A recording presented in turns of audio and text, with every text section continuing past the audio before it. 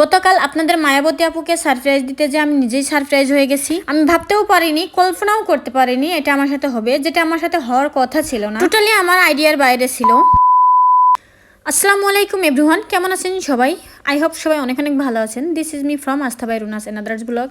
আপনাদের সবাইকে আমার নতুন ভিডিওতে স্বাগতম। আপনারা ভিডিওর প্রথমে দেখেই বুঝতে পেরে গেছেন যে আমি আসলে কোথায় যাচ্ছি। আর যদি না বুঝতে পেরে থাকেন তাহলে সমস্যা নেই, আমি এখন বলে দিব। ভিডিওটা স্কিপ না করে পুরো ভিডিওটা দেখতে থাকুন। আসলে আপনারা জানেন যে আপনাদের মায়াবতী আপু ঢাকাতে ছিল এই রোজার মাস, তো এই রোজার মাস শেষে এখন শেষের দিকে আজকে ও চলে আসতেছে ঢাকা থেকে, তাই আর কি ওকে আনতে যাচ্ছি বলতে ওকে সারপ্রাইজ দিতে যাচ্ছি। তো কিভাবে সারপ্রাইজ দিতে গেছিলাম আর কিভাবে সারপ্রাইজ দিতে যে নিজেই সারপ্রাইজ হয়ে গেলাম সেটা নিয়ে আজকের ভিডিওটা। তো আমি ঝিনাইদহ থেকে ইজিবাইকে উঠে পড়েছি, আর ওকে তো সারপ্রাইজ দিতে হলে আমার সেই গোপালপুর যাওয়া লাগতো। এই হচ্ছে আমার অবস্থা। ইজিবাইকের মধ্যে উঠলে আমার পায়ের উপর পা না তুলে দিলে ভালোই লাগে না। তো যাই হোক, আমি খুব চিন্তিত আছি যে কোন গাড়িতে করে আসতেছে ও। নিশ্চয় এরকম একটা প্রাইভেটে আসতেছে, আবার এদিকে আমি ভাবতেছি হয়তোবা কোনো বাসে করে আসতেছে। যাই হোক, আমি পুরোটাই একটা ধোঁয়াশার মধ্যে আছি। এখন এই ধোঁয়াশা নিয়ে আমি তো চলে যাচ্ছি গোপালপুর, আর এদিকে যে কয়টা বাস যাচ্ছে আমি সবগুলো দেখতে যাচ্ছি যে কি বাস আর কি গেল, কারণ আমি খুব চিন্তিত ছিলাম যে ও আমি যাওয়ার আগেই কি ও নেমে পড়বে কিনা। আমি এইখানে এসে অনেকক্ষণ ওয়েট করতেছিলাম, গাড়ির পর গাড়ি দেখতেছিলাম যে দাঁড়াই কিনা আর ও নামে কিনা। তো যাই হোক,